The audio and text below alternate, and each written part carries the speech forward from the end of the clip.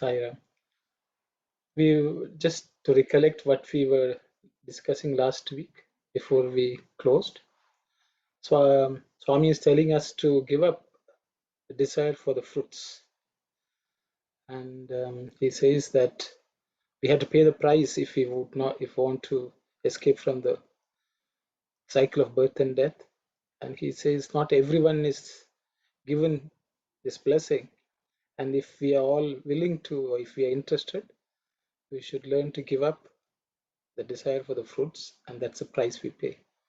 We discussed a lot about various aspects of how to give up the desire and whether it's possible and so on. We will continue from where we left off, and I will ask Sister Narmada to read. I think we are on the new chapter now, chapter 5. Yeah. Geetha Vahini. Please go ahead. If you have an eye on the fruits of your actions, you are liable to be affected by worry, anxiety, and restlessness. The question may arise, if the fruits have to be given up, how can one manage to live? But why this weakness of heart, this nervousness? He who has assured yoga kshemam vahamyam, I will also take care of your worldly and spiritual needs, will certainly look after that. He will give the wherewithal and the means. After all, you have to consider, is a happy life important, or is liberation from the circle of life and death more important? Happy living is only of short duration. The joy of liberation is eternal, unshakable. On this point, many commentators have exercised their intelligence and written differently. Many have said that the giving up of phala or fruit is advised because there is no right or authority for the doer to desire the fruit. Thank you very much, sister.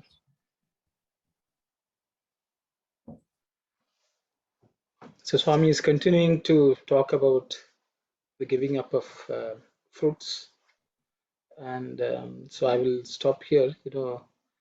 I think it's pretty clear. There's nothing much for me to add here, so I will open it up for discussion. Anyone can share what strikes you.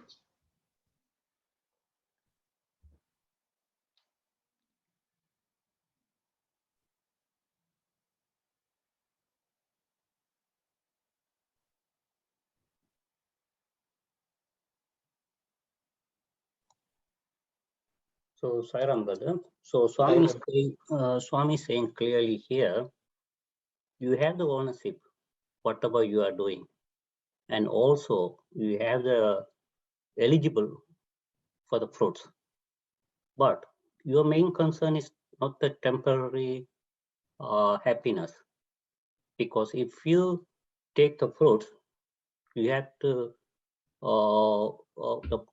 you have to accept the consequences. So to avoid that one, you give the fruits to the God, then you can attain the bliss. Thank you, Saira. Thank you very much, brother. Thank you.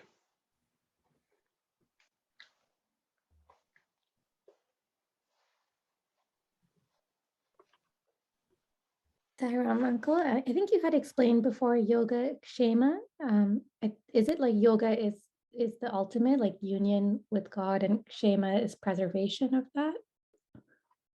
Yeah, see, the yoga kshemam kshema means generally considered welfare. He will look after everything. Kshema means for your welfare is kshema. Yoga is merging with the Lord.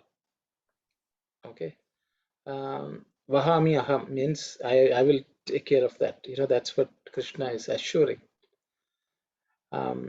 But I think that's another place. I think maybe it's later in the Geetha Vahini. Swami is saying, sometimes people will say, we are thinking of the Lord in another location, place. He has said, but we don't have the comforts of this life. Some of the many of the devotees suffered also quite a bit. So Swami says, people ask, if Krishna is assured, then why are these people suffering? But in that sense, Swami said, yes, the Lord takes care of basic needs of the world, but he is more interested in the yoga of the devotee and the kshemam of that yoga. That is, he will make sure that you are united with him, with the Lord, and he will make sure that the welfare of that is intact. Okay, so that's another meaning Swami has given. But I think it applies to everything, even worldly eyes also the Lord looks after. Maybe not the way we want him to, not on our terms, but on his terms, but he looks after. I think that's my understanding. Yeah. I will open it up for anyone else to comment on that as well, Sairo.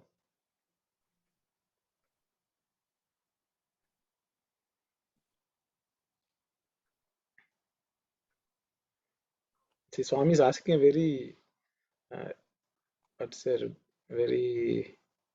what's a pointed question. Is worldly life, happiness in the worldly life important, or is liberation more important? What are you all interested in? I think that's also a question which Swami is asking.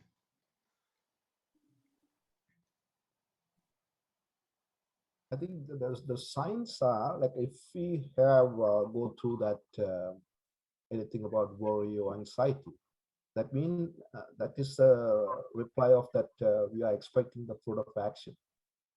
Is that right?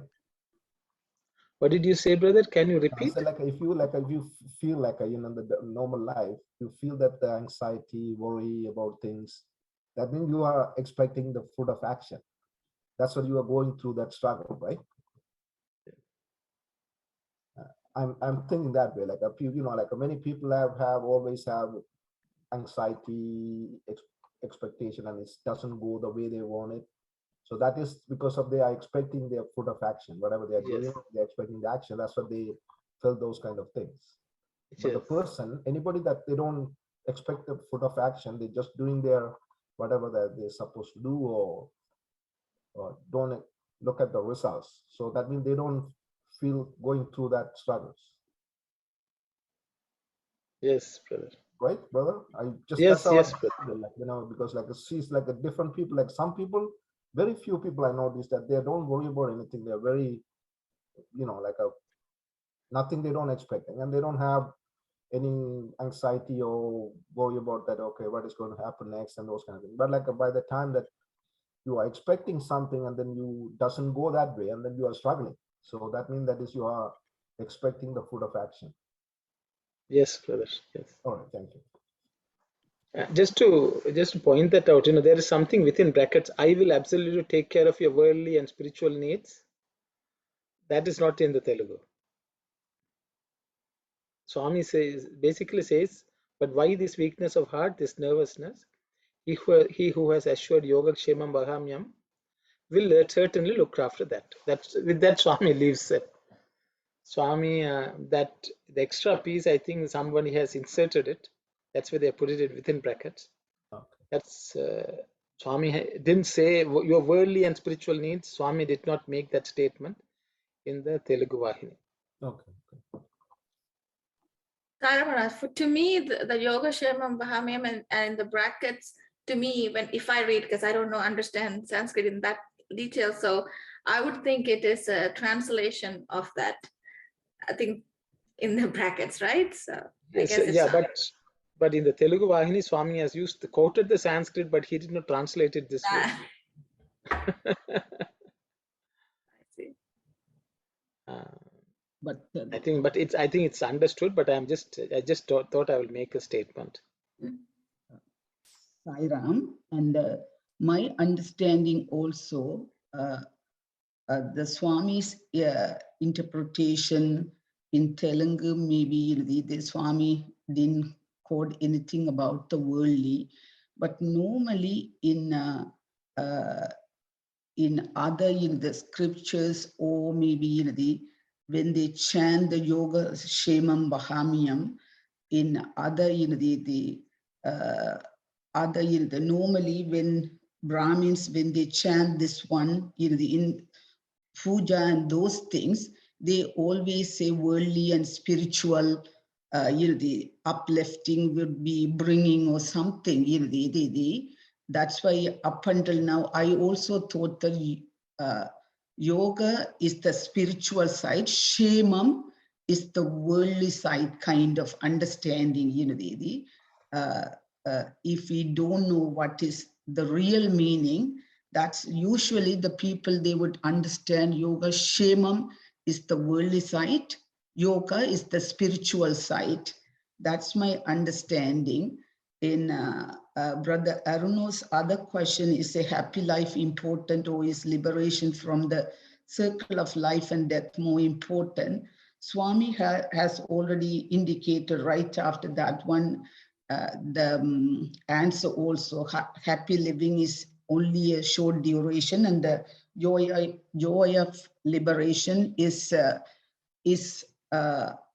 long-term standing and unshakable too.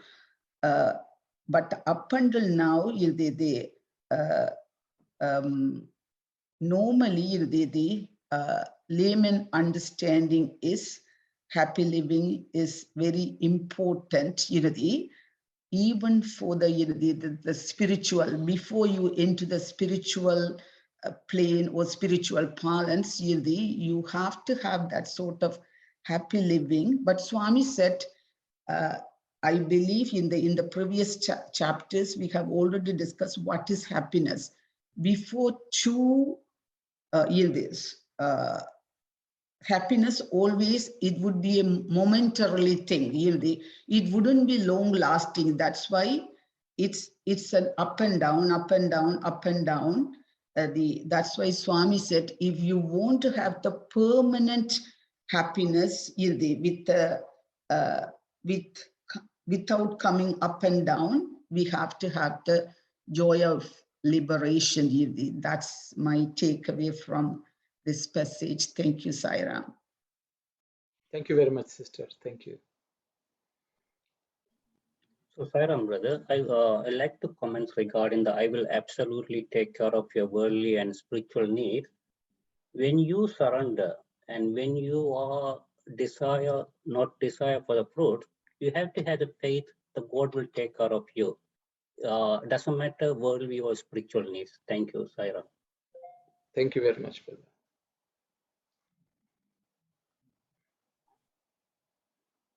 Any other thoughts, please?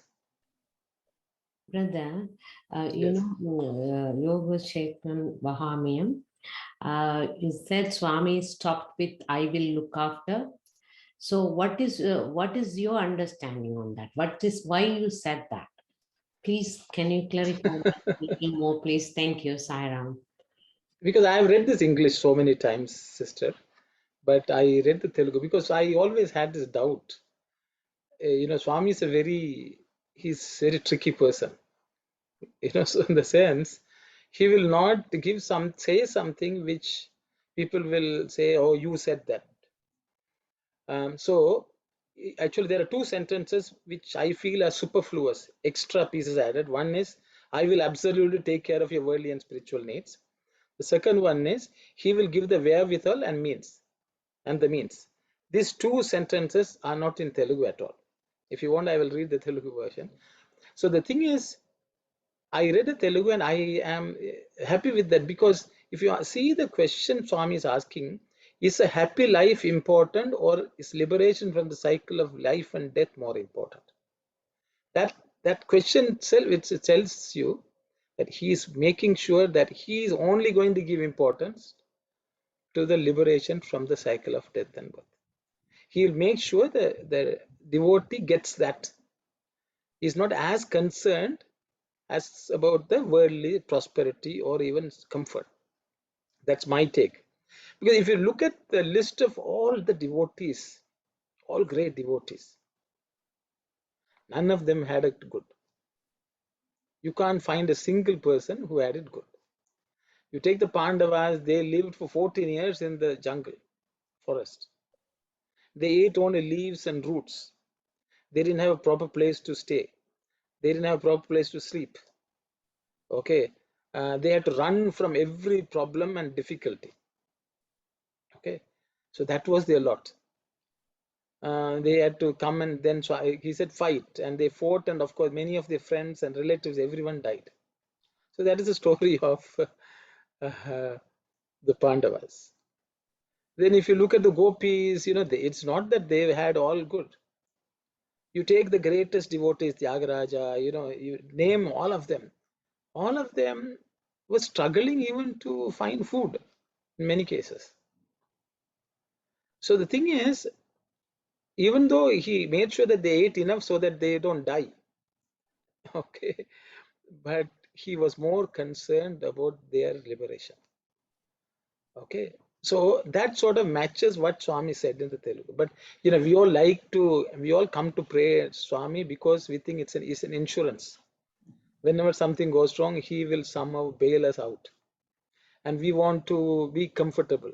Because there are many discourses where Swami said, in the modern day world, everyone, they don't want to pay any money, they don't want to do anything difficult.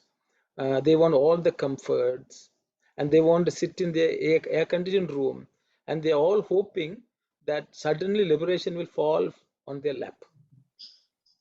So, brother, This is what people want, and so that's my understanding. so Based on brother, that, I'm saying. So, brother, the problem, the difficulties that they have gone through, that is Swami. Maybe we can take it as a spiritual journey for that, to realize ourselves. So that's why maybe that difficulty was given. So according to your understanding, then now I'm connecting the dots to see. So that's Yes, how. without that, we will not let go of the world. Yes, thank you. Without that, we will never let go of the world. That's a good one. Okay, thank you so much. Okay. That's why Swami says, happy living is only of short duration. The joy of liberation is eternal and unshakable. The word Swami has used was Nityam and Bhadram. The word Swami has used, Nityam and Bhadram, for liberation. And for happy living in the world, he said it's Kshudram. Kshudram means it has some negative connotation also, in addition to being short-lived. The Bhadram, he has used the word Bhadram, which is safe, unshakable, but at the same time it also means very auspicious. In Telugu, he has used those two words. So I thought I'll just, yes, Brother Dasan, go ahead. So Sairam, brother, according to the Mahabharata, the 13 years of exile period, they've gone through hardship. But even though the God gave the small pot that can serve food for everyone, whatever is cooked in the thing, that means he will take care of the small worldly thing too. And yes, brother. Also it take care of the spiritual side too. Thank you, Sairam. Thank you very much, brother. Thank you. Anna, I just wanted to add along the lines what you mentioned, one story which I think I remember this coming from Swami. So Krishna and Arjuna are going for a walk. I think they have gone for many walks and many such stories have come. But in this walk, when they are going, they see a very old Brahmin, and the moment he sees Lord Krishna, he is very happy. He invites both of them to their house. He has only one lean cow, from which is his whole sustenance. He gets the milk from that cow. He offers it to Krishna and Arjuna. He's very, very happy. He treats them with all hospitality. Krishna is also very happy. Arjuna is very happy. And when they are leaving, Krishna blesses him. May that cow that you have die. And he walks out. And Arjuna is very perplexed. The Brahmin doesn't say anything. He is still happy with Lord Krishna's visit, and Krishna leaves with Arjuna. Arjuna is very perplexed because he very well knows that is he is aware that Krishna knows that only the cow is the source of sustenance for the Brahmin. There is nothing else. They go from there, and as they are going, Krishna takes Arjuna into the palace of Duryodhana, and there Duryodhana ill-treats Krishna. He ill-treats Arjuna, but all the more he treats Krishna very badly. No respect is given.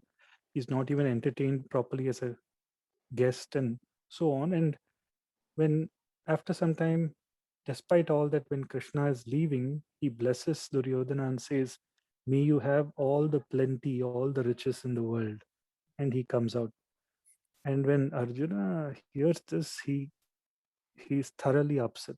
He tells Lord Krishna that this is completely unacceptable, Lord. There you know that the Brahmin has only the cow as the source of his sustenance, and you are telling the Brahmin, let that cow die. And here Duryodhana ill-treated you and you're blessing him with all riches. I don't understand this, what you're doing. And then Lord Krishna says, for that Brahmin, the cow is the only source of sustenance. And when that also goes away, he is completely dependent on me. And it is my duty that Yogakshemam Vahamyam becomes my bit to take care of him entirely. While in the context of Duryodhana, the thing of blessing him more and more with riches and so on is he gets lost in the world. So for him to come to me will all the more take its own time and realization. So I'm just trying to put it together in the context of what Anna was saying, that the path to spirituality is the one that should be actually sought after. But many times when going in the train, we love the compartment thing or the station that we get down.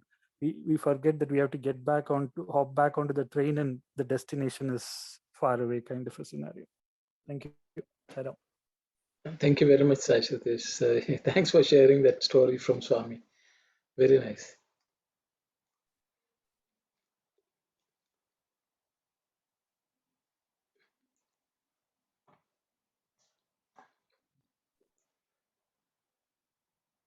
I'm sorry, it's very pessimistic and, depressing, I think, for me.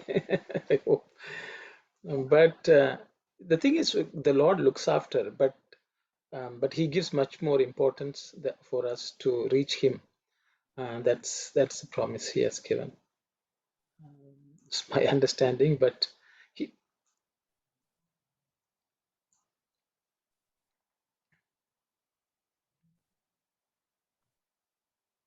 okay, we'll continue to read on if it's okay.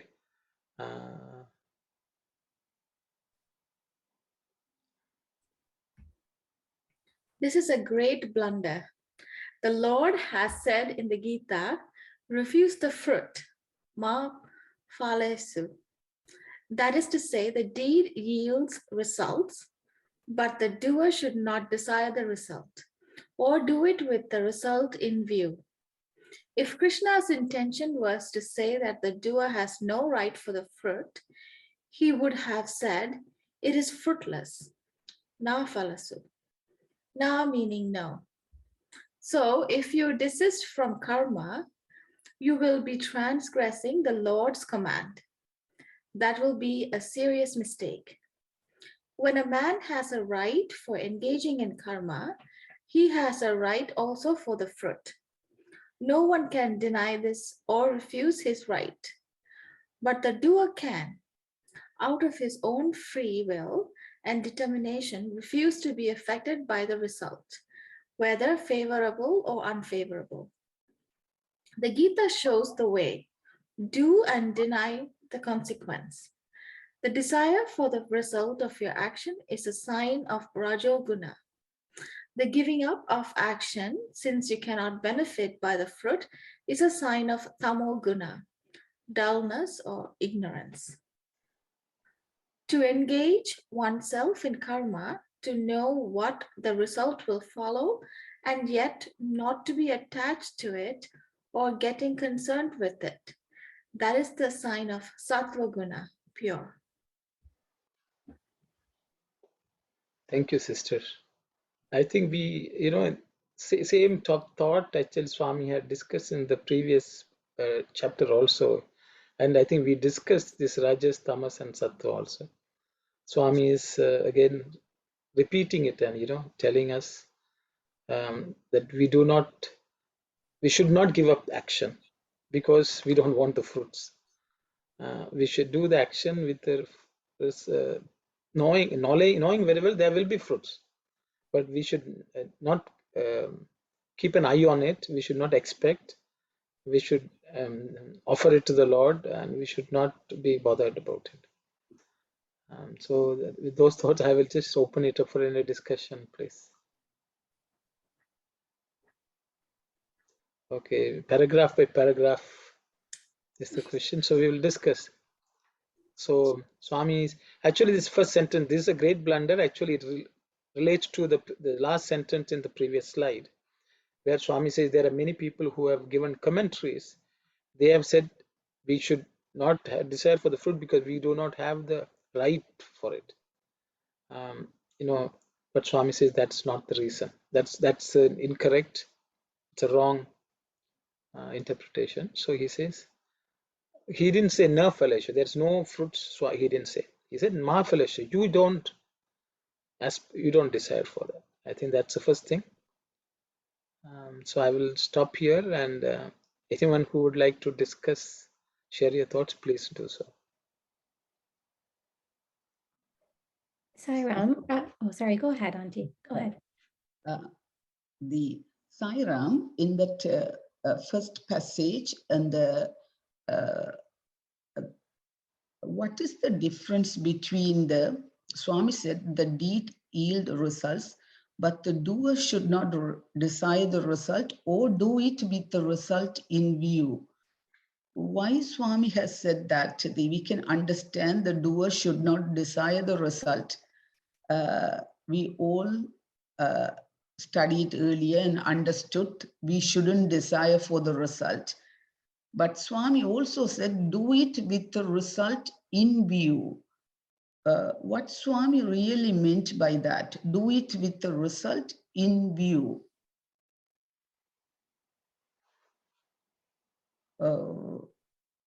So anyone else would like to, thanks for the question, sister. Anyone who would like to comment on this? So, Saram brother, in my understanding is, the doer should not desire the result. So you should not expecting the fruit of the action. But the result in view, do it with the result in view mean you are eligible for the fruit. But Swami saying deny that one. Otherwise, your desire, you are going to be into the duality. The duality will give you pleasure and pain. You will be caught up into the death and birth cycle. Thank you, Saira. Thank you very much. Sai Ram, when I read that sentence, I feel like the not applies to both. Both, yes. Yeah, I think it means that you should not desire the result and you should not do it with the result in view. That's how I read it. Yes. Sairam, brother, I look at it like that. You shouldn't desire for the fruits, but when you are doing it, do it with your full heart. What result in view, somebody has to happy with what you are serving for them. So if you just do not do it for the sake of doing like that, so you have to know what you are doing there.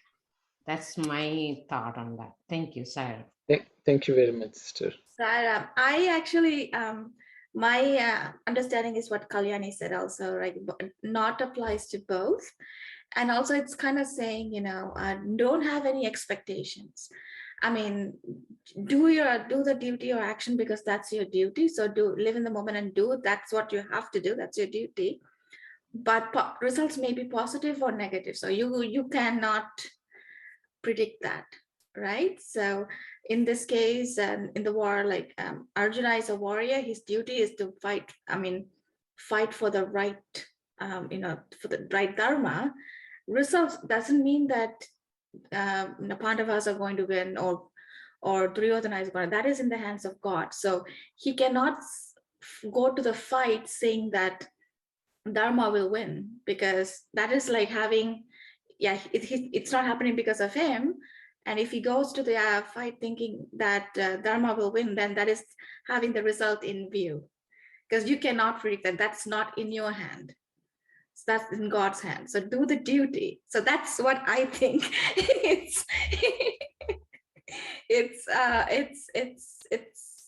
how I see it. I could be wrong, but yeah. Yes, in the translation, there are some additional sentences inserted. Just to, I think they are trying to improve it, but I think I also agree with what Kalyani said, because that not applies to both.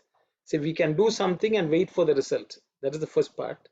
The second one is thinking about it, doing the work also. Both, whether you while doing also don't expect, after doing also don't expect. Okay, I think that's the intention I get. I don't know if Sister Ananthi, you're okay with. When I look at this one, I remember a case law about that non-profit organizations. Normally, non-profit organization cannot earn, by being the name, they cannot have any profits. But the case law said, if your intention is right, if your objective is right, if you don't desire for the profit, but even if you have the profit by doing your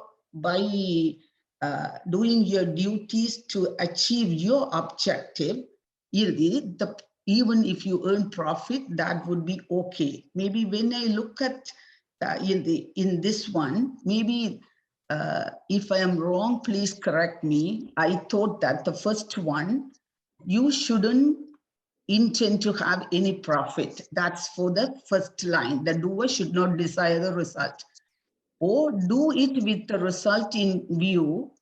Maybe here, maybe the little wording is problematic here. Do it with the result in view. Maybe while you are doing, your main objective to do the good things for the universe or for your community, while you are doing something, if you get something, that wouldn't affect your status. Maybe that sort of understanding, I got it from here. Of course, Sister Kalyani has already mentioned that it shouldn't be one or the other, but both it should be in the negative form. The doer shouldn't desire the result, or doer shouldn't look at the result in view. Maybe that's the way I look at. But I thought when I look at suddenly, in the very plain look, I thought some sort of problematic in that, in that sentence, in my humble interpretation. Thank you, Saira.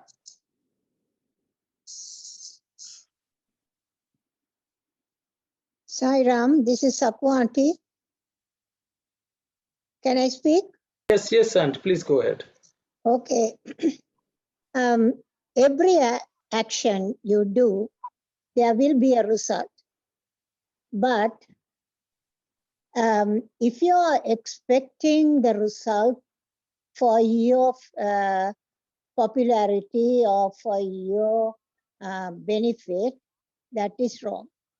If you are not having any interest to get any results, then your action will not be 100%. So to get out of this situation, there's only one thing that comes into my mind, is that we have to surrender everything to the Almighty God and do your duty, the action, as an instrument. In that way, you are not getting tangled into the incorrect situations like going for the benefit or any of those things. And you can't wait without doing any action. That is tamas. So If you want to have a sattvic action, you have to surrender everything and become an instrument in the hands of God. This is what I think the solution is. Thank you, Saira. Thank you, Auntie. Thank you. If you don't mind, I will just read the Telugu, sentences, 3-4 sentences. Yes. And see, Swami says, Bhagavantudu Geethalo ma phaleshu annadu. That means the Lord in the Gita said ma phaleshu. Anaga palamu vaddu ani dani arthamu. That means don't have the desire for fruit is the meaning of this. Ma anaga vaddu. Ma means don't want. Ante palamemo unnadi. The fruit is anyway there. Kani naaku vaddu. But I don't want it. Ani danini vaduluta dini bhavamu. Thus, giving up the fruits is the bhava. That's all Swami has written. Okay. There's nothing more he has said. So, but, okay, so I will stop here. So, but I think in the translation, the English, the sentence construction is causing some problem.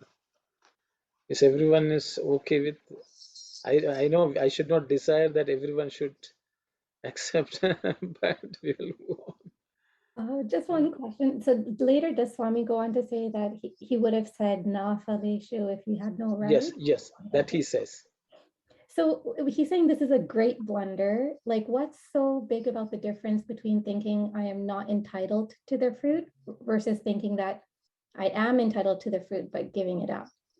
I feel like if I think I am not even entitled to the fruit. So no, the great blunder is, if you look at the previous sentence in the last slide, he says many have said that giving up the phala or fruit is advised because there's no right or authority for the doer to desire fruit. That's the last sentence. So this is great blunder related to that statement by many people who were given commentary. Yes, but why is it such a great blunder to think that I'm not even entitled to the fruit? Doesn't that just bring on a more humility, kind of, like if you think that way? Because every action will bring a risk. Just because you have done it means that you own it. If you have done activity, see, the word which is used is adhikara. That means you can't, it is yours to take. Okay, so you entitled to it. In the sense, I think if we do anything, isn't there a result? Anything we do is based on for a result, generally, with a goal in mind. But the goal should not be for us. We should not take, even though it is ours, we should not take ownership of that. I think that's my, okay. How do you practice that? Like, say it's a simple example of you go to work and you get paid a salary and the salary is the fruit. So it's there, but do I refuse it or? Okay, I will open it up for others. Based on what Swami has taught, what do we do with what we earn?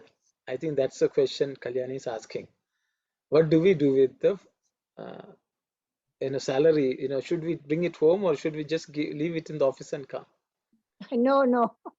No, bring it. Bring it, Kalyani. You have to live. Swami is looking after that too, giving the job, worldly things. Thank you. He's asking like a very interested question. We never thinking that way.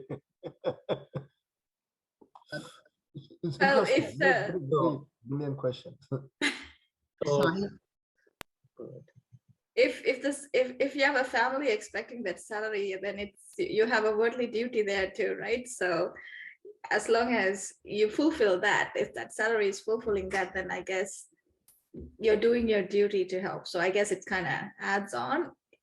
It's my way of thinking. I could be wrong. So if it's just for you, as long as it takes care of the minimum needs, that's fine. But if you have a family, then it has to fulfill that. So I don't know. That's how I take it. It's a tricky question. Okay, brother Dasan, please go ahead. So Sairam brother, whatever anyone works, they are eligible to get their salary. But Swami saying you are don't try to make more money illegally. Whatever you are eligible, you can bring the money. So according to the spiritual side, when you are doing any work, it's like a sun. If you take a sun, it doesn't bother. It has a discipline to come in the morning. It give the light, and it doesn't expect anything from that one. When he's doing the duty, it doesn't affect. There's no duality in there. Thank you, Saira. Thank you very much, brother. Sairam brother. Yes. Can I say something? Yes, yes. My understanding for Sister Kalyani's question, the salary is the compensation. Whatever you have done the work, maybe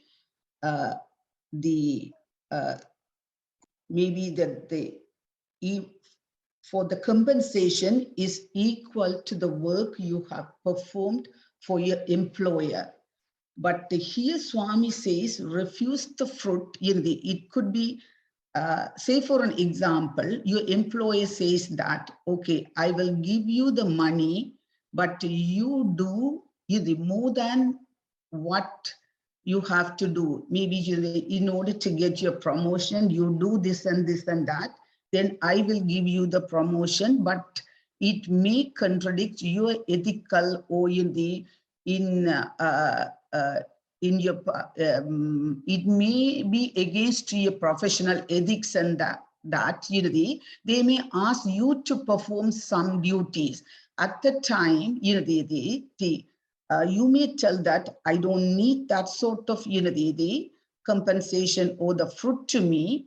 Whatever I can do according to my professional ethics, I will do that. So maybe the Swamis refused the fruit. Maybe I interpret in that way. Maybe getting the compensation.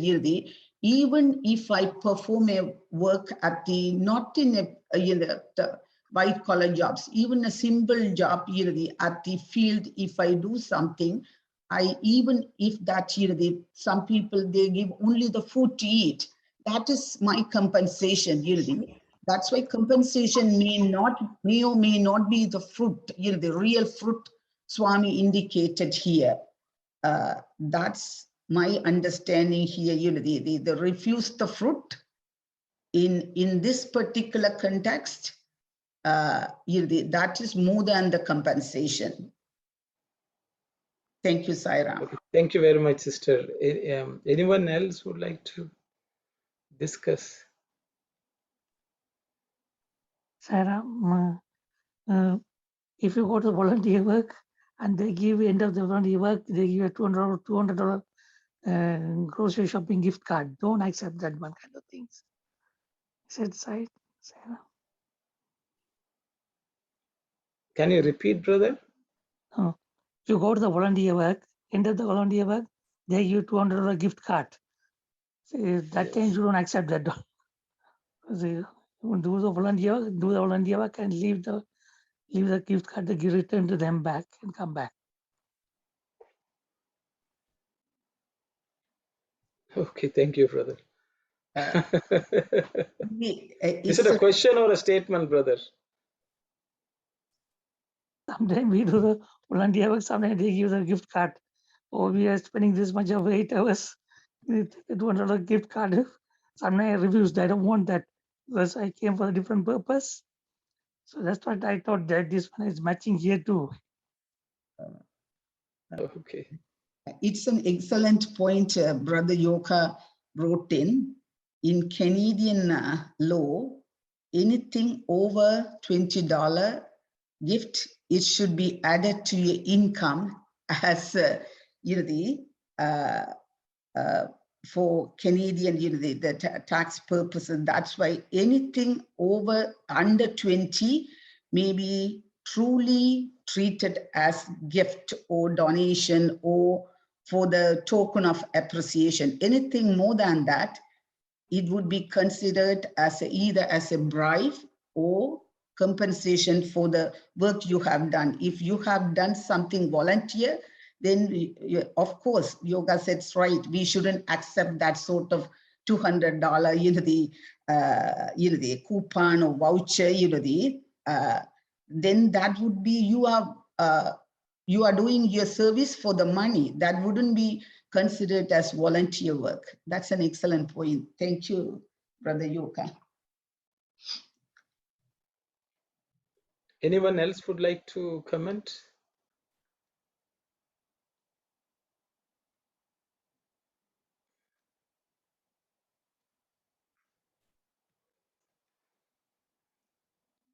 I think I will tell a story. I think just to so that it lightens it up. So, Swami talks about Tulsidas.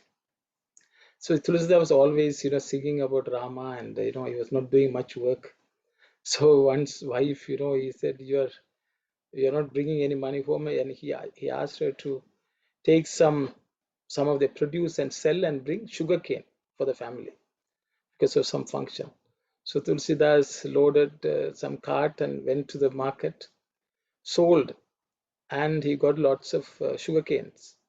So he stocked, he put that on the cart, and he was coming back. While he was coming back, apparently people were stopping and asking him, can you give us? So he was distributing freely. And then only one was left. Only one stick of sugarcane was left, and he came home. And apparently the wife went into rage. She said, this is what you brought with all the stuff. You must have given it away on the way.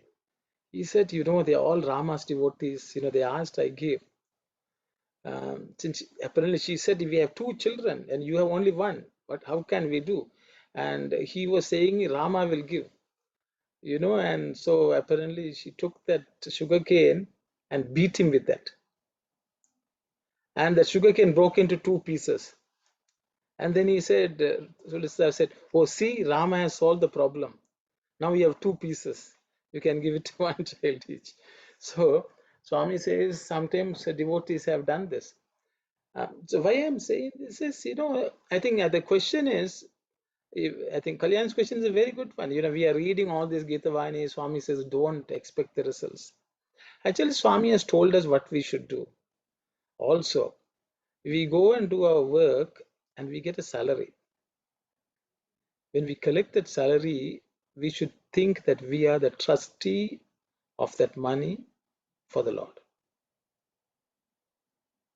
The money belongs to the Lord, and He has asked me for safekeeping. And I can use that to look after whoever rightfully we can do it. But that money does not belong to us. I think that statement, if we can hold on to that thought at every point, we will not ask for more money from the employer. We will neither refuse the money because it is not our money to start with. The result has come. Because we went and did the work, the result has come. But how do we treat that which has come matters.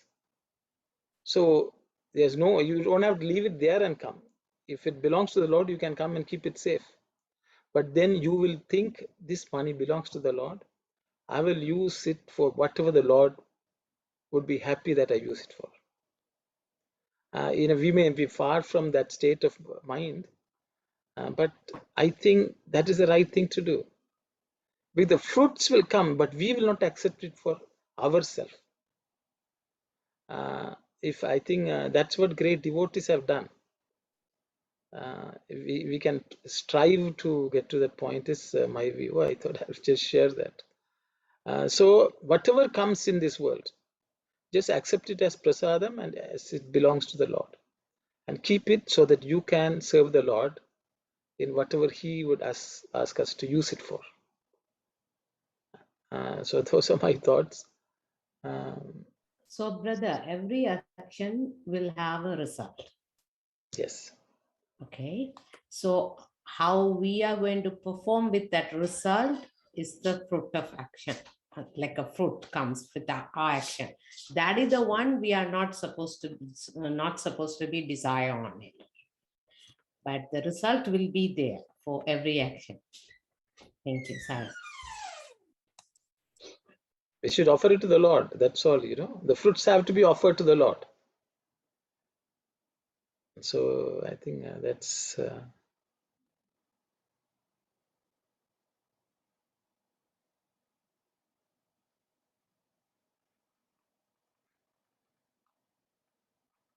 okay. If it is so, we will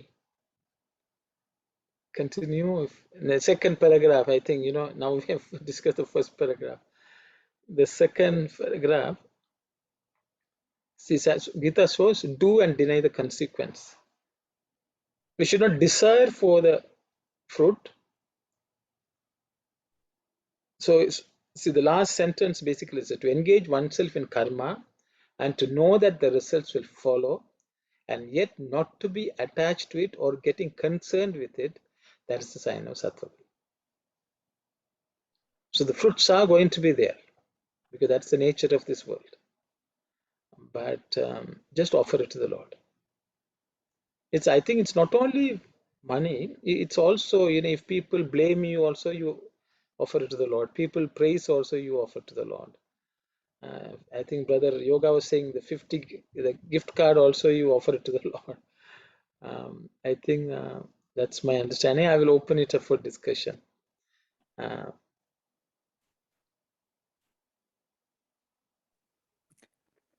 Actually, it's interesting because the fruit holds the seed and the seed holds the fruit.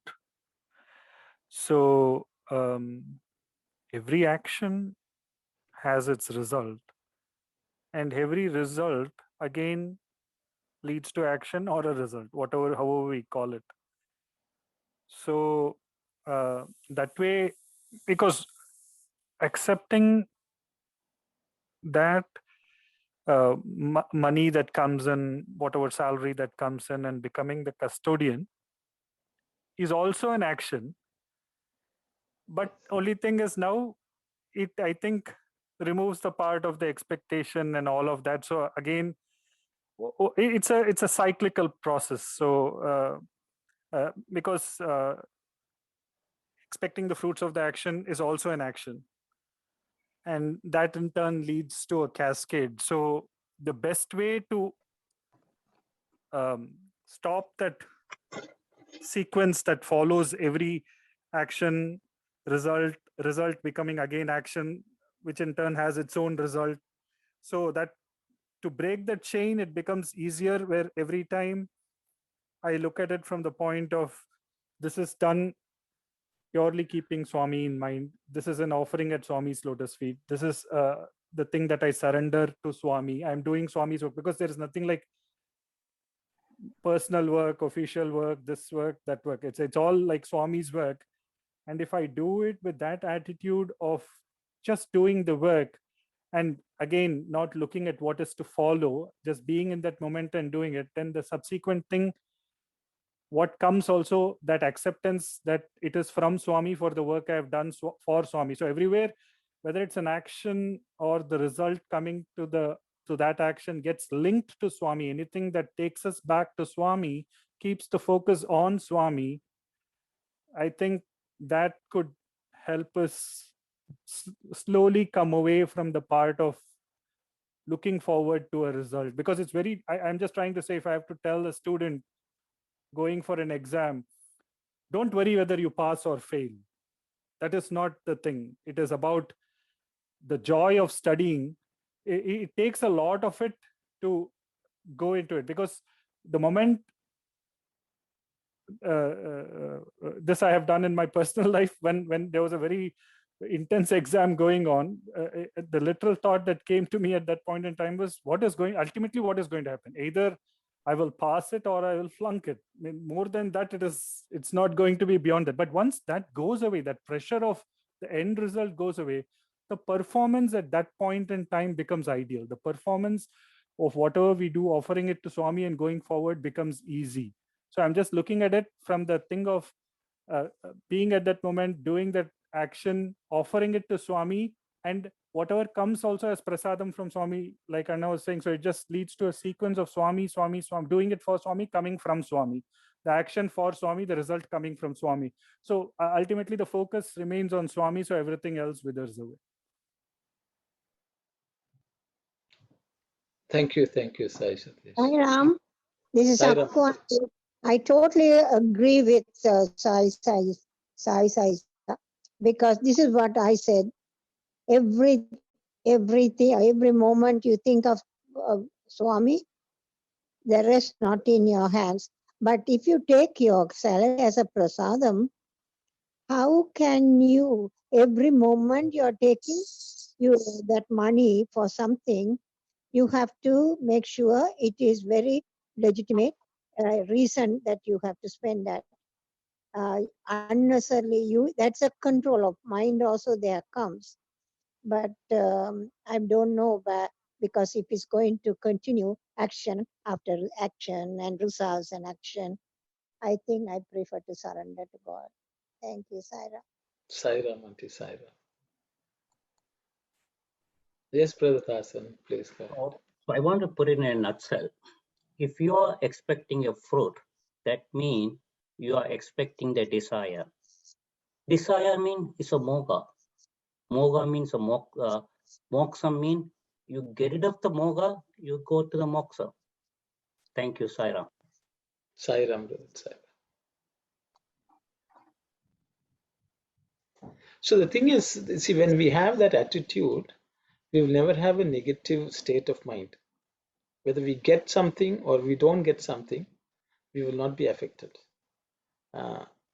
So I think that's the advantage of that.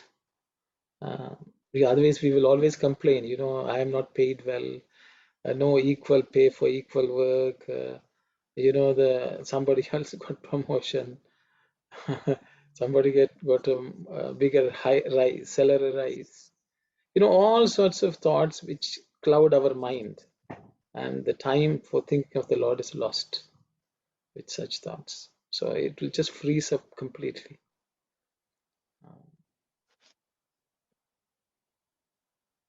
So if we have, I don't know, Kalyani is whether satisfied with the answers or not. No, yes, no, I'm very satisfied. No, that does make you think twice. Anytime you withdraw money, like Sakwanti said, like you'll think, do I really need this, or I'm taking it from God, taking away from Swami. So we can ask, if you really want something, the Lord, at least we can take His permission and take His, then He will sort the problem. But at every opportunity gives us a thought of God. I think that's all matters. Even if you live in a house, we should think it's the Lord's house. Are we keeping it as worthy of the Lord's house? We are a custodian. So I think everything, even clothes we have, we will say God has given us. Are we taking good care of it? Things like that. I think that's the whole idea of Sattvic life, I guess. Okay, so we will continue on to the next slide, Sister Narmada.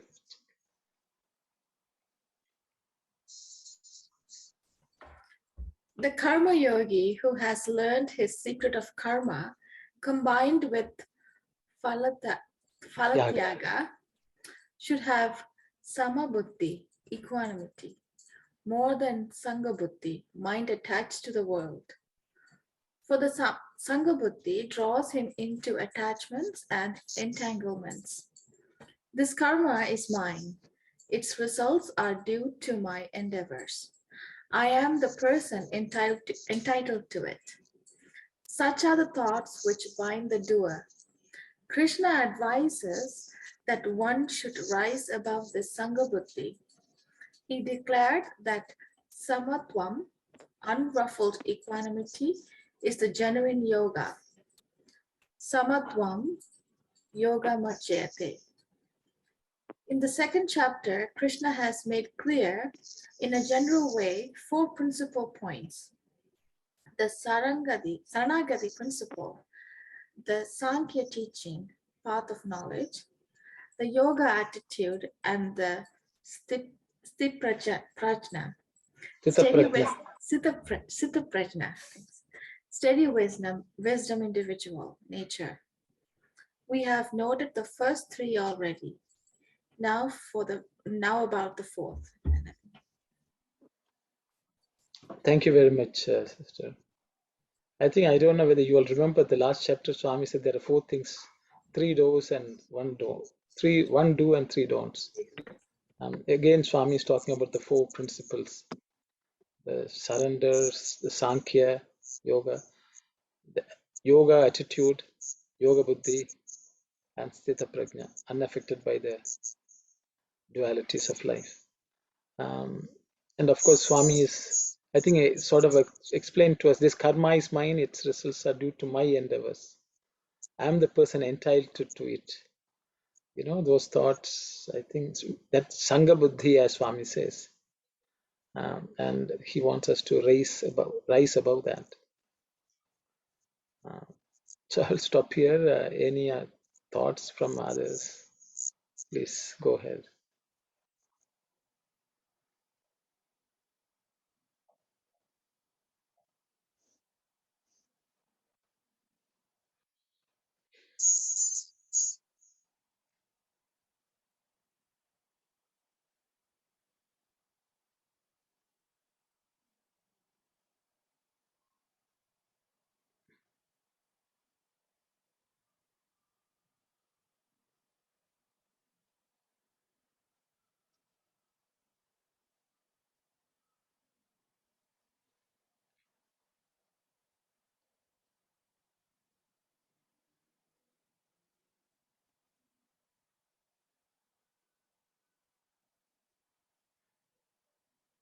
Does the word Sangha just mean attachment, or? Yes, Sangha means attachment, you can say.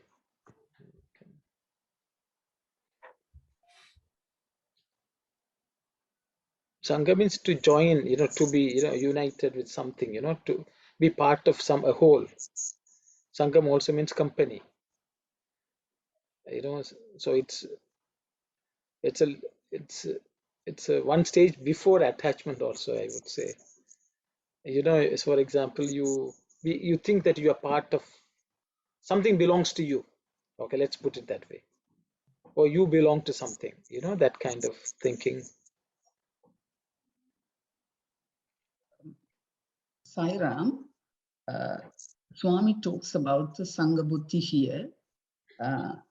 When Swami explains about the Sangha Buddhi in the Swami tells in quotation that this karma is mine, its results are due to my endeavors, I am the person entitled to it.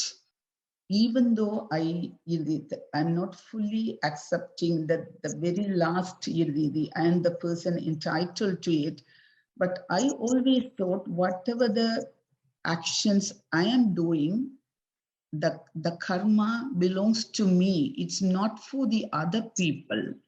So the first statement, I thought Swami, even though Swami said that, always, whoever the person whose mind attached to the world, always think about this. This karma is mine. Even the spiritual people, maybe the Samabuddhi person also, is it a different way? This karma is mine. That statement would be different for the Samabuddhi people. I thought always that statement is correct. This karma is mine. Whatever the karma I brought in or I earned during my life period here, that is mine. No one else brought into me that sort of karma. Its results are due to my actions. That is also, I think that is also correct statement. I'm the person entitled to it. Maybe I'm not fully accepting that part. Maybe I am the person accountability for that. I will accept that one, but I am the person entitled to the fruit. I may not accept that one. But other two, I thought if it is a Samabuddhi person, how it would be that sort of statement. This karma is not mine. Its results are not due to my endeavors. That would be the statement if it is for Samabuddhi people. Okay, thank you very much, sister. I think I will just to rephrase, I think what I understood from you. So you're asking, will the Sanghabuddhi person thinks like this, all three? Your question is does the Samabuddhi person also think the exact same way, or the first two are applicable to the Samabuddhi also, Yeah. but the third one is not for the Samabuddhi? That's your question. So I will open it up for the discussion. What do the others think? So, Sairam brother, the Samabuddhi equanimity, that person doesn't feel the duality, that means pleasure and the pain after the result. He doesn't care. But the person in Sanghabuddhi, he takes the fruits. So he has to go through the pain and the pleasure. Thank you, Sairam. Thank you very much.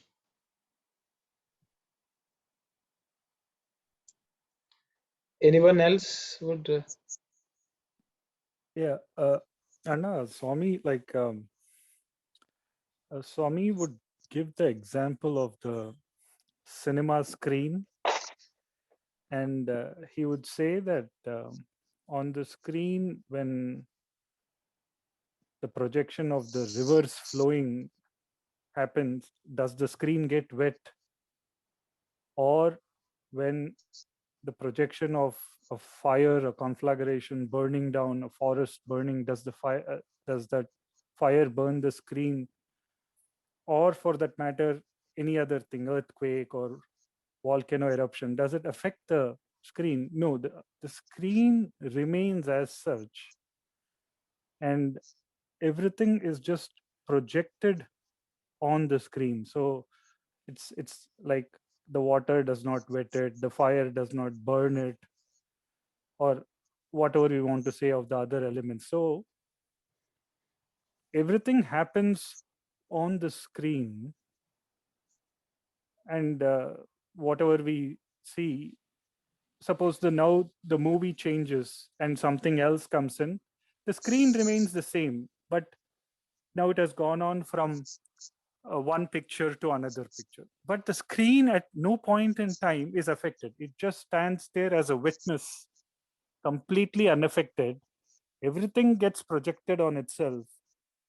And for the viewer, it looks as if it is the screen that is burning, or the water is flowing on the screen, kind of a thing. But the screen remains at all times a witness. It just stands there. So it is something like the same thing of the Atman being the screen, and everything that gets projected onto it is what the world brings out to it through its consequences of whatever it has, cause and effect, pleasure and pain, success and defeat, all those kind of things. But the screen by itself just stays there.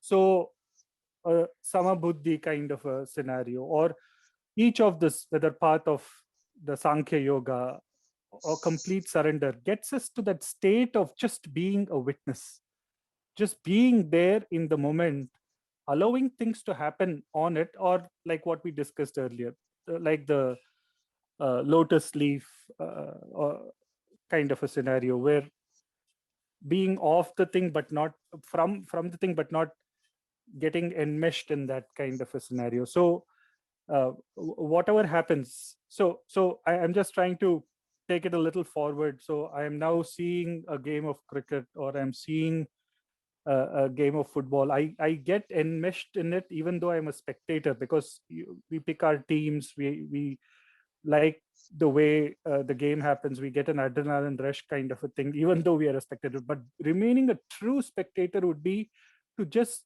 be there, not participate in it, kind of a thing, and but serve the role of a screen. The screen does everything, it is there, it does its karma of serving the part where the projection happens, everything continues, but by itself it doesn't get entangled in it, something of that kind. Swami had told in one of his discourses. So I thought I'll just share. Thank you, Sai Ram. Thank you very much, brother. Thank you. Yes, Sister Shivani, please go ahead. Sai Ram, if I understood properly sister's question, my understanding is about Sama Buddhi and Sangha Buddhi is that yes, we own the action, we own the results at both stages, but Sangha Buddhi, the emotions are there. So if I interpret the result as good, I may enjoy. And if I interpret that result bad, I may cry. But at Sama Buddhi, I will not have any emotions, but I may see what I have learned, good or bad. Should I stop? Should I continue? Or what is the difference should I make in my action so that, it doesn't hurt people, it doesn't hurt other things. So it's more evaluating and learning from situation. But in Sangha Buddhi, the emotions are attached to it. Sorry. Thank you very much, sister. Anyone else would like to comment on this?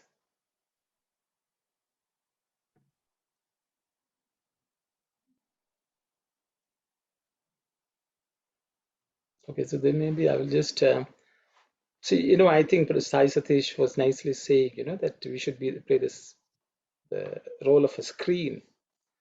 And as Sister Shivani also said, that we should not be emotionally attached. I think those are 2 points which came across.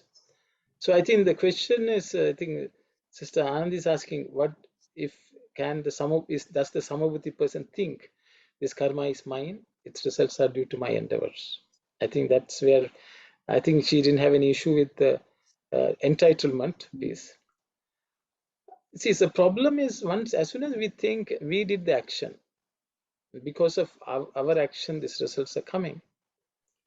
It becomes natural that we will think that the results also belong to us, but we will give it up. But will the Samatva person think like that is the question. I was thinking, if we say this karma is mine, we have taken ownership, we are sort of attached. I think the Samabhuddhi person will say this karma is the Lord's. This work is Lord's work. Its results are due to my endeavors. The Samabhuddhi person will say, it's because of Lord's work, Lord's work that these results are coming. Without the Lord, I will not have done anything. So I think he will change everything to the mine will be replaced by the Lord. This karma is the Lord's. Its results are due to the Lord's endeavors. And the Lord is the one who is entitled to it. I am just his servant. I will do as he bids. If he says, do this work, I will do his work. He will make sure that whatever has to happen will happen. And I don't know what the results will be. And if some results come out, that also belongs to the Lord, I will keep it for him. So when that is done, because the person is not worried about the action or the results, but he thinks the Lord expects him to act. But what he has is nothing but the Lord. So because of that, he will not be affected by the dualities of the world. So he'll be like the screen, which is unemotional. The only emotion is devotion to the Lord. So those are thoughts which I sort of, those thoughts came to me as I was listening to the others. So I thought I would share that. Sairam brother, before we move on, one little quick question. If everything is good, I 100%, more than 100%, I agree. I can offer, whatever this karma is not mine, it's your Swami. Also, its results are not mine. That is, it's not my endeavors. It's your blessing. I am giving it to you. If something I have done badly, can I put that also to Swami? Whatever I have done badly, that is also not mine. It's your Swami. Its results also, it's not mine. It's your Swami. Can I Can it tell Swami just like that? So I think Sister Anand is asking a good question. If we do a bad job, then what do we do? I'm reminded of once somebody was giving a talk in front of Swami, and that person said, anything good which comes out of me is anything good which is coming out of me is Swami, coming from Swami. Anything which is bad is actually because of me. That Swami turned around and asked him, why are you keeping something for yourself? So I think the question is, I think once we think this work is the Lord's, if we really believe, I think we'll give it the best we can. Best we can. What is within our ability, we will do the best. I don't think we will shy away from doing the best which we are capable of. But if it turns out bad, then it is for the Lord to bail us out. Because if we have the thought this is Swami's work, we will always give it the best. I think if we genuinely feel that way. That's my thought. Brother Dasan, you had put your hands up and you took it down. So Sairam, brother, here, one more thing for the Anandi's question.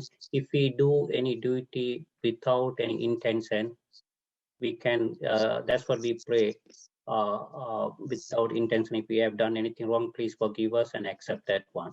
Here, I like that Samabuddhi and the Sangabuddhi. Samabuddhi works with the equanimity. So that means the pleasure and the pain, we don't care. Sangabuddhi works with the mind. The mind is the cause for the desire. So when you understand, if you get rid of the mind, then you can move to the equanimity. That is the one I like to emphasize here. Thank you, Saira. Thank you, brother. Thank you. Anyone else has? Saira, brother, the Samabhukti is bringing the Samatvam, am I right? No. No? No. Samabuddhi gives you equanimity. Yes, Samatvam. In Samatvam, why it says unruffled again? Equanimity is you are not shaken, right? So why it's another word is added there? You should ask the translator. So you don't differentiate the pain and pleasure. Thank you, Saira.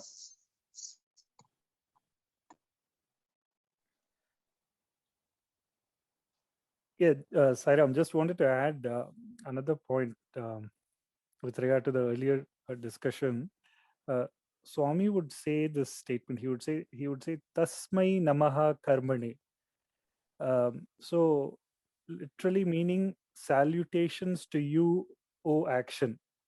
So when we get into doing any action with that kind of reverence, bowing down to action itself, then it becomes filled with that devotion or love or offering to Swami. And then whatever happens out of that, it is like, since it is headed towards East or headed towards God, it becomes Swami's. The onus goes on to Swami, no longer on us, what he decides of it, whether he wants to, what we perceive in the short term as bad, maybe good in the long term. So the ultimate onus goes to Swami when we do that Tasmai Namaha Karmane. And whatever Swami decides of it, we just accept with all that surrender and move on. So it goes into that thing of making Swami the doer. So anywhere it becomes easy with life to run the race of life by putting Swami in the charioteer seat. Then the onus is on Swami to take care. So at every point in time, if we can do that for every action and the fruits of an action to follow, then that itself should guide the way. Thank you, Saira. Thank you, Sai Satish. Yes, Sister Shivani.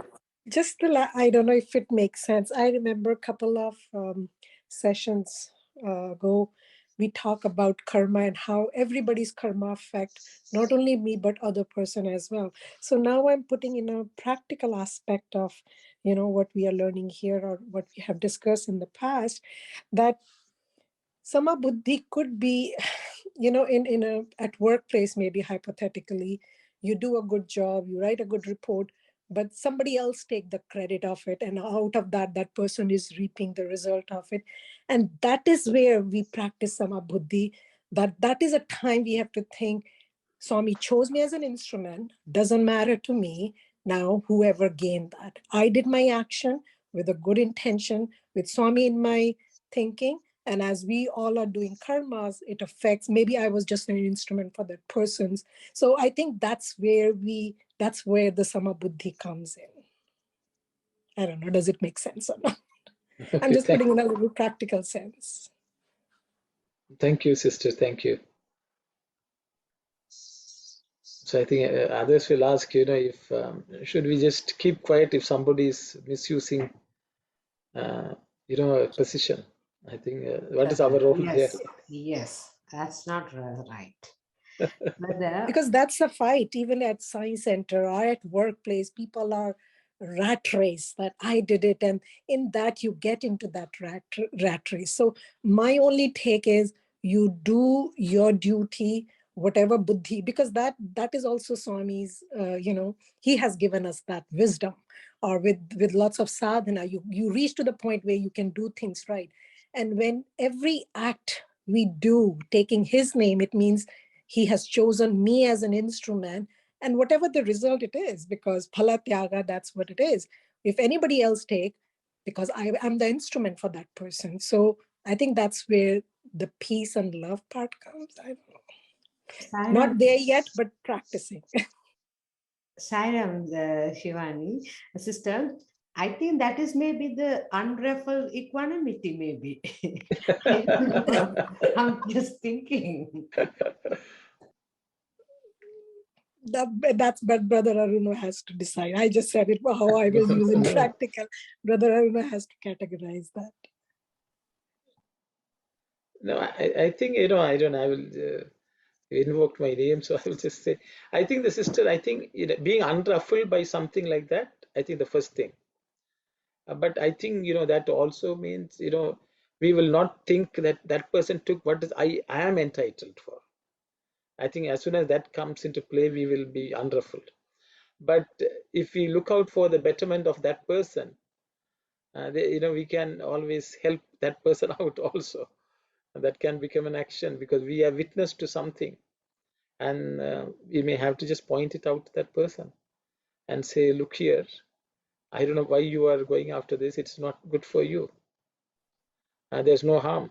And if you say that, and if that person, calls us bad names, and so be it. You take that result and again offer it to the Lord. I would say. But yeah, I mean, as long as we unruffle, that's all matters. And however we achieve it, thinking of the Lord. Anyone else has something to add? It's very, I hope it's practical for us to.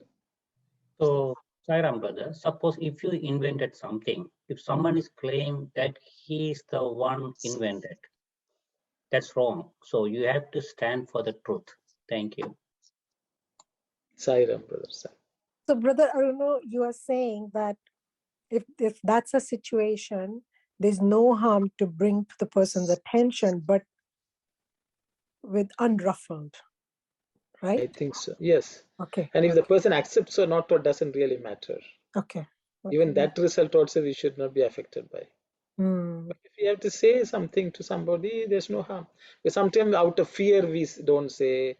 Sometimes we, our image we don't say. I think so. Those are again, our for wrong reasons. I think, So the Lord tests us in many different ways. Like, for example, Bhishma is supposed to have said when Duryodhana did something wrong. He's supposed to say unruffled, but he has pointed out because he is not being fair. He's not following dharma. There's no harm in pointing out, but we should be unruffled. I think that's samatvam. So I thought Swami will say, don't be, doormat. People will. No, you don't have to be. Wonderful. Thank you. Thank you. Sairam, Sairam. That's why again, it's just my view, but I will ask anyone if any has. It's 4:25. So if anyone has something to say, please do so. Otherwise, we will close the session with prayers.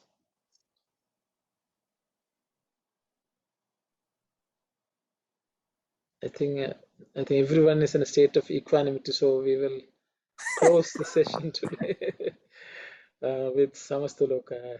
Okay, Sairam. Om Samastaloka Sukhino Bhavantu. Samastaloka Sukhino Bhavantu. Samastaloka Sukhino Bhavantu.